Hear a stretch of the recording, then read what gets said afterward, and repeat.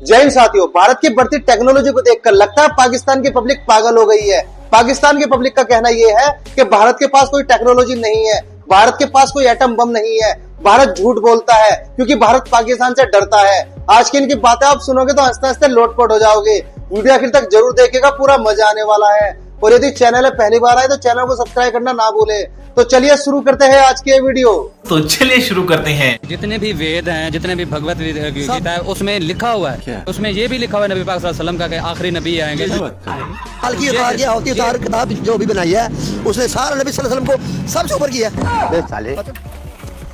तो आने वाले का इतना उस किताब में हमारे मुसलमानों को नहीं पता, इतना जितना हिंदुओं ने हिंदुस्तान में उन्होंने हिंदुओं ने लिखा हुआ है। और वो सारे हमारे नबी सल्लल्लाहु अलैहि वसल्लम को ऐसे मानते हैं जैसे कि हम भी नहीं मानते। पे आ जाऊंगा मैं इनकी। और अभी तो रुको, क्लाइमैक्स अभी बाकी। आप राजपूत हैं? जी मैं राजपूत। मैं भी राजपूत। हाँ जी माशाल्लाह।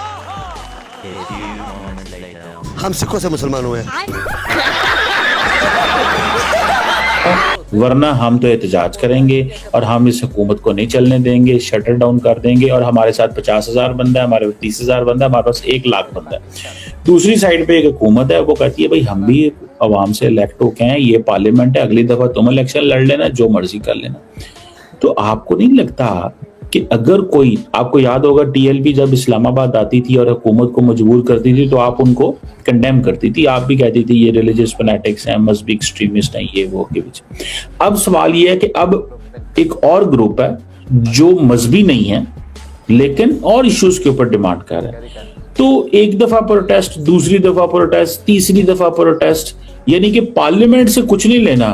आप पार्लियामेंट को कमजोर कह लें, जमहूरियत को कमजोर कह लें, लेकिन है तो वही सेटअप जहां से चीजें लेनी है। तो अगर आप ये लोग जो हैं ये पार्लियामेंट से बाहर से नताइज हासिल करना चाहें तो फिर क्या किया जा सकता है? फिर क्या करे हुकूमत और किस तरह चीजों को सॉल्व करे? एक इंडिया का वर्ड सुनते चीज पहले क्या माइंड में आती है? गुस्सा। क्या गुस्सा आता है। गुस्सा आता है आपको?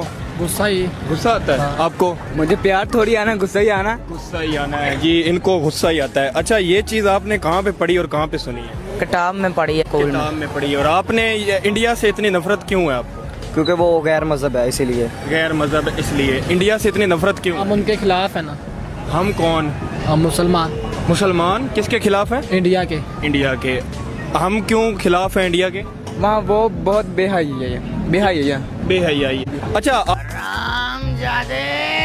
अच्छा, आप मदरसा में पढ़ते हैं तो मदरसा में आपको ये भी पढ़ाया जाता है कि इंडिया हमारा दुश्मन है या इंडिया ये करता है या इंडिया जुल्म करता है? ये कहीं मदरसा में पढ़ा है या कहीं अलग से कोई चीज़ पढ़ी है? स्कूल में पढ़ा है। स्कूल में पढ़ा है कि कश्मीर के ऊपर अजाब है। कश्मीर की वजह से आप नफरत करते हैं? हाँ जी। आप? मैं भी ऐसे ही करता हूँ। अच्छा, आप? ये या कश्मीर की वजह से आपको? हाँ जी। आप? बिल्कुल ऐसे ही है। अच्छा, मुझे आप ये बताएं, हमसे ज्यादा मुसलमान इंडिया में रहते हैं? वो तो हमें पता है। फिर जो अगर उन पे जुल्म होता वो मुसलमानों के खिलाफ होते तो वो सारे इंडिया से निकलना गए होते? नहीं। आप क्या कहना चाहेंगे? कोई जवाब आ रहा है इसका? नहीं आ रहा ना? कोई जवाब आ रहा है आपको? बिल्कुल नहीं। आपको आ रहा है इसका जवाब? नहीं, इसका जवाब नहीं आ रहा। अभी मैं गाली नहीं दे सकता। नहीं, गाली नहीं देना। फैमिली देखती है, वरना मैं ऐसे गाली दूं, ऐसे गाली दूं ना, जिंदगी भर याद रखें ये बड़े हुए। और जो आपने कहा ना कि अफगानिस्तान कमजोर है, मैं आपको एक बात बता दूं, इंडिया के साथ हमारी 76 या 72 आवर्स की ना जंग हुई। क्यों सीज फायर किया? करते हैं ना जरा, क्यों सीज फायर किया? मैं तो कहता हूँ नहीं करना चाहिए था। ये कहते हैं ना ये फितना अल हिंदुस्तान है, तो जब आप कहते हैं कि फितना अल हिंदुस्तान है, उन्होंने कहा कि पहलगाम हमने किया, उन्होंने इल्जाम लगाया हमारे ऊपर, उन्होंने हमला कर दिया। आप करें, उन्होंने तो उसके बाद तो 200 हुए पहलगाम के बाद। क्यों नहीं करते? क्योंकि आपको पता है कि उनके पास बरामूस है। उनके पास बरामूस है कि वो मजबूत लोग हैं, उनके पास बरामूस है, और वो सिर्फ आपको बरामूस से नहीं मारेंगे, वो आपको कहीं और से भी मारेंगे। तो वहां पे तो फिर आप इल्जाम तो आप लगाते हैं, उन्होंने हम पे इल्जाम लगाया, उन्होंने साथ में हमारे ऊपर हमला कर दिया। क्या बात है सर, क्या बात है सर, क्या बात, ये बात है कि इंडिया ने ऑपरेशन सिंदूर 2.0 जो था वो इस शक्ल में चला दिया है जो ये कश्मीर में कर रहे हैं कि हम पाकिस्तान में सिविल अनरेस्ट करवाएंगे, जो वहां पे कहीं ना कहीं पे डिसएग्रीमेंट्स हैं उनको हवा देंगे और लोगों को फंडिंग फाइनेंसिंग करेंगे। इंडियन मीडिया भी ये बात कर रहा है। कल साहब, इंडिया ने क्या ऑपरेशन सिंदूर 2.0 शुरू किया हुआ है कश्मीर के अंदर? क्योंकि कन्वेंशनल वॉर में तो आपकी बड़ी पिटाई होती है, कैसे क्या कहेंगे इसके ऊपर? मगर सिर्फ यही की चीज है कि या तो विन है या तो लर्न है। सिर्फ उन्हें पाकिस्तान से खतरा है। पाकिस्तान न्यूक्लियर एटमी पावर है, ठीक है। पूरी दुनिया के बहुत से ऐसे ममालिक हैं जो न्यूक्लियर पावर हैं, वो तो तरक्की कर रहे हैं, उन्हें नहीं खतरा एक दूसरे से। भाईजान उन्हें वो सब इस गैर मजहब है। हम पाकिस्तान मुसलमान ममालिक है हमारा, गैर मजहब तो नहीं कह सकते, ये कह सकते हैं मजहब उनका और है, मतलब क्या नाम है भाईजान, वो गैर मजहबी है ना। जो दीन इस्लाम है वो मुसलमान के लिए है। हाँ, उसको ना अपनी गान में डालो भैया प्लीज। बिल्कुल ठीक है, जब हम एक अल्लाह को पूछते हैं, हमारे आखिरी नबी मोहम्मद सल्लल्लाहु अलैहि वसल्लम है, ठीक है। हम तमाम अंबिया कराम पे मसलन ईमान रखते हैं, किताबों पे यकीन रखते फिर हैं। ये सारा कुछ होने के बावजूद हम सुपीरियर भी हैं, हम मुसलमान भी हैं, हमारे में जज्बा भी ज्यादा है, दुनिया की पूरी दुनिया हमारे से डरती भी है, फिर भी हम पीछे क्यों जाते जा रहे हैं? मुझे इसका जवाब दे दें। वो यहूदी भी हैं, वो काफर भी हैं, वो हिंदू भी हैं, वो उनके पास जज्बा भी नहीं है, फिर भी वो आगे जा रहे हैं।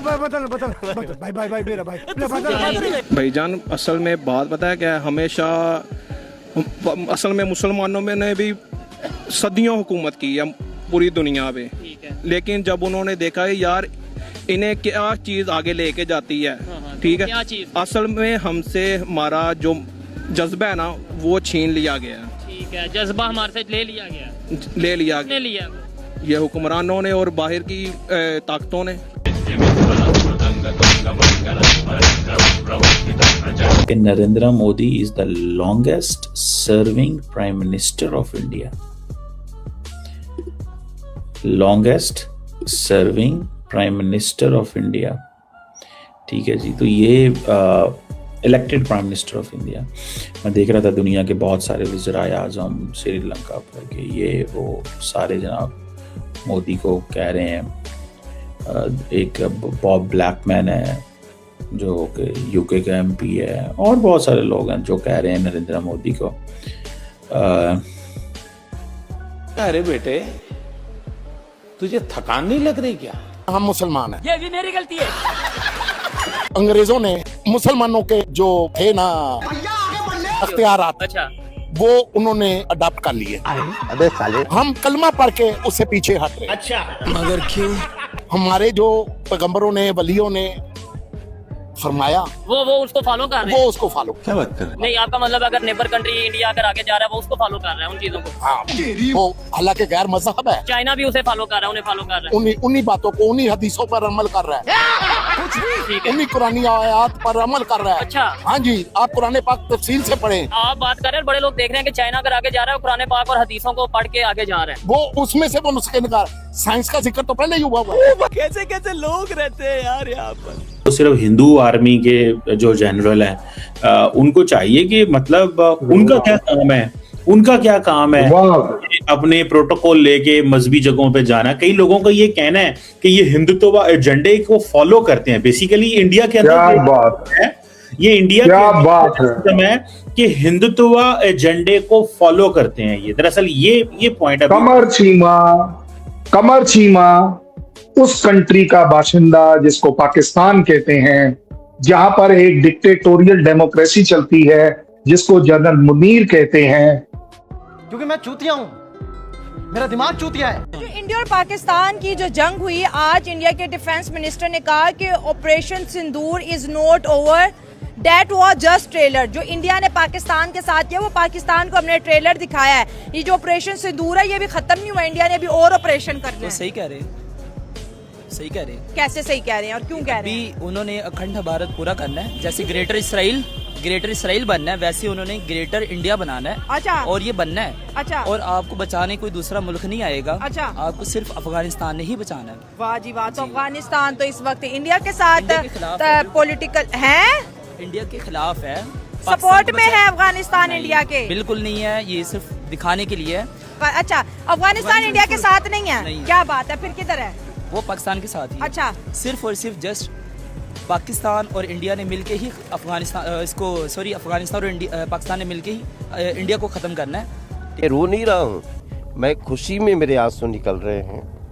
इंडिया नॉन मुस्लिम है, नॉन मुस्लिम कंट्री है, और अगर इस जो जयशंकर साहब 125 का कह रहे हैं, 125 ममालिक जो हम उनको लीड कर सकते हैं, तो 125 में मुस्लिम मुल्क भी तो होंगे ना। बिल्कुल है। मुस्लिम मुल्क क्यों उनको अपना लीडर बनाए, एक नॉन मुस्लिम कंट्री को क्यों अपना लीडर बनाए। हमारा पाकिस्तान है ना, पाकिस्तान, मैं तो ये कहूँगा कि हमारा पाकिस्तान इस चीज़ को माने ही ना। 125 मुल्कों को वो लीड करने की इसलिए पोजीशन में है, अफगानिस्तान में उन्होंने प्रूव किया। अमेरिका जहाँ पे जंग और पाकिस्तान जहाँ पे उनको फैसिलिटेट कर रहा था या उन्हें इन मामलात में मसरूफ़ अमल था, वहाँ हिंदुस्तान ने वहाँ पे एजुकेशन भी दी है। इंडिया ने वही किरदार जो 1971 में बांग्लादेश में अपनाया था वही अफगानिस्तान में अपनाया, और वहाँ पे ही देखे ना, हमारी ड्यूडेंट लाइन जो थी उसको उन्होंने खत्म करके बॉर्डर लाइन बना दी। अगर आप एक इंटरव्यू 45 मिनट का भी करते हैं तो थोड़ा सा अब पता नहीं ऐसा क्यों है वहां पे, लेकिन यहाँ पे ऐसा बिल्कुल नहीं है। आपको बड़े बड़े मिनिस्टर्स का कोई रेलेवेंट चीज है तब वो जाएंगे, पर मैंने तो नहीं देखा कभी किसी को टॉक शो में जाते हुए ऐसे मीडिया को एड्रेस करते हुए। कोई बड़ी चीज होगी तो हाँ, एक प्रेस ब्रीफिंग होगी, प्रेस ब्रीफिंग में जो अच्छा आप एक और देखिएगा कि जो बाची साहब हैं, spokes person for the ministry of external affairs, वो ज्यादातर बोलते हैं। आपने जयशंकर साहब के बयान कम देखे होंगे, जयशंकर साहब बहुत कम बोलते हैं। आप हाँ, वो थोड़ा सा मिनिस्टर ऑफ एक्सटर्नल अफेयर्स है, ज्यादा वर्ल्ड मीडिया में उछाली जाती है उनकी बात, but he is a man of very few words. वो बोलते नहीं ज्यादा, बस उनका ये है कि वो फ्लाइट में सोते हैं, अपना प्लेन पकड़ा, फ्लाइट में सोए, वहां पे टाई शाई पहनी, अपना काम वाम करा, वापस। ये वो 24 घंटे, ना कोई सैटरडे ना कोई संडे, इनका तो यही हाल है पूरे सबका, और ये नहीं करते। और दूसरा जो आपने पूछा कि भारत में डेमोक्रेसी खतरे में है, और क्या बात है सर, क्या बात है सर, क्या बात, ये बात है। आपको एक बात टेक्नोलॉजी जी, और टेक्नोलॉजी गई बाढ़ में, रोटी तो पूरी कर नहीं सके अपने बैंड तमाम की। आज भी गूगल पर सर्च करो, सबसे ज्यादा भिखारी और सबसे ज्यादा वो भूखे और सबसे ज्यादा गुर्बत किस मुल्क में, तो वो कहेंगे जनाब इंडिया में। अब कहेंगे इंडिया में आबादी बढ़ी है, तो वो कहेंगे इंडिया में आबादी बढ़ी है तो चाइना में भी है। सुने आप लोग, जब कोई भी मेरा पाकिस्तानी भाई इस तरह की बात करता है ना कहीं फिर मुझे जाहिर बात है उसे क्लियर करने के लिए उसको बताना पड़ता है। आप IMF की जाकर रिपोर्ट देखें, इंडिया में एक्सट्रीम लेवल पॉवर्टी सिर्फ 1% या 0.12 या जितनी भी बहुत कम हो चुकी है। पाकिस्तान में पॉवर्टी कितनी है ये चेक करें। और फिर जब आप इस तरह की, मैं एक मिनट, मुझे भी मौका देना, मुझे अच्छा IMF की आपने गूगल का कह दिया, गूगल बेहतर है या IMF बेहतर है? उनके उसको सांस तो लेने देवे। हमारे पास एक भाई को मैं बताता हूँ, भाईजान IMF दुबई में जाके बीच कौन मांग रहा है? भाई सर ये सुन लो, ये IMF है ना, IMF का पता है आपको? मेरी भी सुने, IMF का पता है? IMF से कभी इंडिया ने भी दिया है फंड? कौन लेता है फंड? बांग्लादेश लेता है IMF से फंड, पाकिस्तान लेता है। मुझे बताएं अभी फंड नहीं लेता यार, ये गुरबात है, कर्ज नहीं होता, फंड और चीज होती है। फंड तो उन्होंने देकर कुछ नहीं देना वापस, थोड़ा ना। अगर हम लॉजिकली बात है, फंड वो कह रहे हैं, सुने, वो कहते हैं, सुने तो सही, वो कहते हैं फंड। अब फंड में और कर्ज में किबला को पता कोई नहीं है, मैं इनको झंडू समझाऊं? नहीं, देखिए तो आपने दे दिया, मैंने आपको फंड दिया, क्यों जरूरत क्यों पड़ी? फंड दे दिया, सूद तो हराम है, चला दिया ना, हराम नहीं है, सूद के साथ क्यों कुरान लेते हैं ना, मैं थोड़ी ना खाता हूं, यानी आप भी तो वही खाते हो। मुल्क से रह रहे हैं, तू क्या छड़ के निकल गया? आपस में नहीं लड़ना, मैं इधर आ जाता हूं, लड़ना नहीं आपस में। कौन है ये लोग, कहां से आते हैं? इंडिया एक वो अपने बलबूते पे काम करता है, वो किसी से डरता नहीं है, वो किसी के आगे झुक नहीं रहा, चाहे वो हमारा मुखालिफ है, लेकिन वो किसी के आगे, वो अपने एक, उसके जो फैसले हैं वो सॉलिड है। वो एक जिसको हम कहते हैं ना properly, they are a properly independent country, वो एक खुददार है। उनकी आप कंट्री, वो हमसे एक दिन बाद आजाद हुए थे, लेकिन आप उनको देख रहे हैं, उनके साथ दुबई, सऊदीया, रशिया, अमेरिका, हर चीज, हर एक कंट्री उसके एक ट्रेड कर रहा है। चाइना उसके साथ ट्रेड कर रहा है, ठीक है। तो हम लोग आज से तकरीबन 30 साल पहले आप चले जाएं, जहां हम आज से 30 साल पहले थे, आज हम उससे 30 साल फिर पीछे हैं। 30 साल से भी पीछे, 30 साल से भी हम पीछे। इंडिया आज से 30 साल पहले जहाँ पे था, आज वो आज वो मेरे ख्याल से आज वो 100 साल हमसे आगे है। तू साला भोला दिखता है लेकिन है एकदम होशियार। ये है कि पाकिस्तान ने एशियन गेम्स जो कि जापान में खेले जाएंगे उसके लिए अपनी टीम का ऐलान कर दिया है। ऑन दी अदर हैंड अगर हम बात करें, हिंदुस्तान ने बड़ी ज़बरदस्त टीम बनाई थी हमारी टीम में भी बहुत सारे सवालात हैं। टीम में आपको बता देता हूँ, तो उसके बाद हमें कुछ आंसर्स तलाश करने की हम कोशिश करेंगे। तो सबसे पहले पाकिस्तान का जो स्क्वाड है, इसके कप्तान है साहबजादा फरहान और सरप्राइजिंगली नाइब कप्तान अब्दुल समद को बनाया है। फिर अबरार अहमद हैं, अहमद दानियाल, आकिब जावेद, अली रजा, अरफात मिनास, हैदर अली, हसन नवाज, मास सदाकत, मोहम्मद सलमान मिर्जा, साद मसूद, साइम अयूब, सुफियान मुकीम और उस्मान खान। हाँ, उसको ना अपनी गांड में डालो भैया प्लीज। अब ये टीम देखने के बाद जो मेरा पहला सवाल बनता है बासित भाई, वो वही है जो आप भी समझ रहे हैं कि कामरान गुलाम का कसूर क्या है। अभी नेशनल T20 में कामरान गुलाम के सबसे ज्यादा रन, उसामा मीर की सबसे ज्यादा विकेटें, तो फिर ना कराया करें ना नेशनल T20। क्यों कराते हैं नेशनल T20 जब आपने कंसिडर ही नहीं करना। तो क्या हमारे यहाँ पहले ऐसा होता है डोमेस्टिक की परफॉर्मेंस में लड़का सिलेक्ट हो जाए? लेकिन ऐसा भी ना हो ना कि एक लड़के का बाहर होने पे हर कोई सवाल पूछ रहा है, एक लड़के का पाकिस्तान टीम में ना होने लग गए। तो दोस्तों उम्मीद करते हैं हमारी आज की वीडियो भी आपको हर बार की तरह जरूर पसंद आई होगी। और दोस्तों हर बार की तरह हमारी आज की वीडियो में आपको सबसे फनी या सबसे इंटरेस्टिंग क्लिप्स कौन सी लगी, कृपया कमेंट करके उसके बारे में जरूर बताइएगा। और यदि आप चाहते हैं कि हम आपके लिए किसी नए टॉपिक का वीडियो लेकर आए, तो दोस्तों आप हमें उस टॉपिक का नाम भी जल्दी से कमेंट करके बता सकते हैं। आज की वीडियो देखने के लिए धन्यवाद। कल फिर मिलते हैं एक नई वीडियो के साथ। जय हिंद, जय भारत, वंदे मातरम।